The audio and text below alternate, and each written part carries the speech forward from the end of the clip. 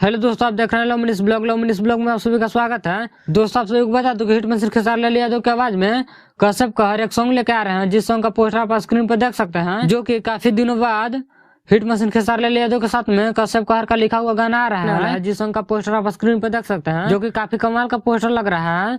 और इस पोस्टर में खेसारी लाल यादव के साथ में यामिनी सिंह नजर आ रही है। और इस सॉन्ग का नाम है डढ़िया बढ़िया लगता है। और इस सॉन्ग को लिखा है अखिलेश कश्यप और मुकेश यादव, और म्यूजिक दिए है बी गुप्ता।